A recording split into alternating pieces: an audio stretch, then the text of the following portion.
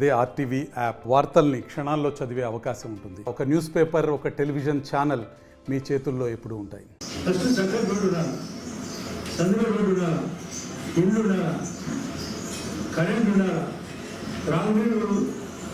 సరిపడ త్రాగునీరు, ఆరో ప్లాంట్ ఉండాలి, హౌసింగ్ ఉండాలా, రేషన్ కార్డు ఉండాలా, మీకు పెన్షన్ ఎలిజిబుల్ ఉంటే 100% ఉండాలి.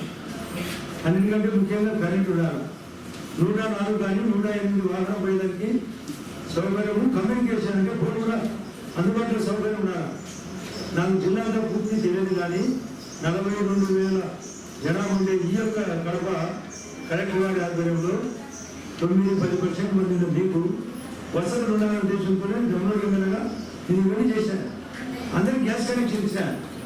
అందరికీ గ్యాస్ కనెక్షన్ రాకముందే అది కాకుండా నేను అసైన్మెంట్ కమిటీ ఉన్నప్పుడు ప్రతి ఒక్కరికి కొండ జాతులు కొండలు ఉండాలని అందరికీ ఎలిజిబిలిటీ ఉంటే ప్రతి ఒక్కరికి న్యాయం ఇచ్చాను. 2 నుంచి 5 ఎకరాలు దానికి డెవలప్మెంట్కి ఎస్టీ కార్పొరేషన్ గతం ఎస్టీ కార్పొరేషన్ ద్వారా 35% లోన్ సబ్సిడీ, 60% లోన్, 5% మాత్రమే మీది. అదే డ్రిప్ ఇరిగేషన్ అయితే 100% ఉంది పొలానికి. ఎస్టీలకు 200 యూనిట్లు కరెంటు ఇస్తాం.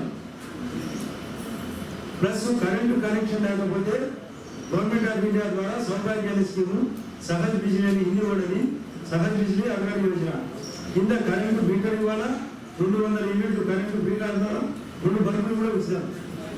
అంటే మనం జరుపుకుంటాం. దీన్ని ఇంగ్లీష్లో వరల్డ్ ఇండిజినస్ పీపుల్ డే అంటాం. ఇండిజినస్ అంటే ముందు నుంచి కూడా ఆదివాసీ పేర్లో ముందు చూసారా, ముందు నుంచి వాళ్ళు నివసిస్తున్నారు అక్కడ. అందువల్ల వాళ్ళకి మన ఆదివాసీ అని చెప్పేసి ఎంతో నుంచి అంటే పూర్వం ఫస్ట్ నుంచి ఫస్ట్ పీపుల్ అంటాం.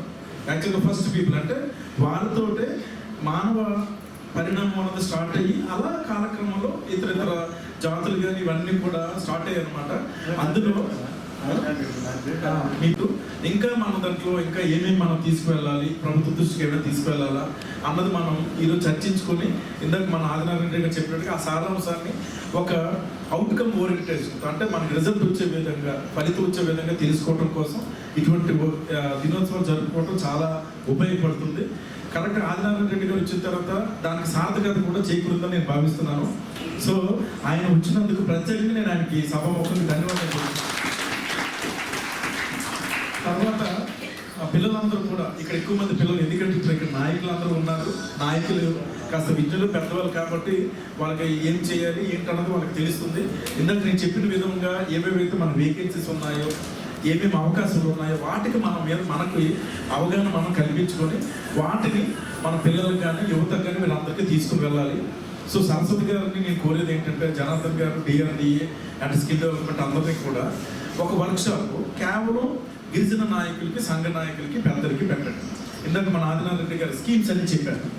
ఏ స్కీము ఎలా ఉపయోగించుకోవాలి, ఏ ఎకనామిక్ సపోర్ట్ స్కీమ్స్ ఏమున్నాయి, సెల్ఫ్ ఎంప్లాయ్మెంట్ రిలేటెడ్ స్కీమ్స్ ఏమున్నాయి, ఎడ్యుకేషన్ సంబంధించి ఉన్నత విద్య అభ్యసించడానికి ఏ స్కీమ్స్ ఉన్నాయి అన్నది డీటెయిల్గా ఒక 5-6 పీపీటీలు తయారు చేసి ఒక గంట వర్క్షాప్ అన్నది మీకు అందరికీ కూడా పెడితే మీ ద్వారా మిగిలిన వాళ్ళందరికీ కూడా వెళ్తుంది. అక్కడ ఇంకేమైనా వస్తే అక్కడ చర్చించి మళ్ళీ సేమ్ అవుట్కమ్ ఓరియంటేషన్లో ఉంటే బాగుంటుందని చెప్పి నేను భావిస్తున్నాను. ఇది మీరు ఒక డేట్ ఫిక్స్ చేసి 15 రోజుల్లో ఒక మంచి వర్క్షాప్ కండక్ట్ చేయాల్సిందిగా మిమ్మల్ని కోరుతున్నాను. అది మీ అందరికీ కూడా, యువతకి అందరికీ కూడా, మీకు కూడా ముందు నాయకులకి కూడా ఒక అవగాహన ఉంటే మీరు మాట్లాడేటప్పుడు వారికి కూడా ఒక మంచి మాటలన్నా చెప్పడానికి ఉంటుందన్నమాట.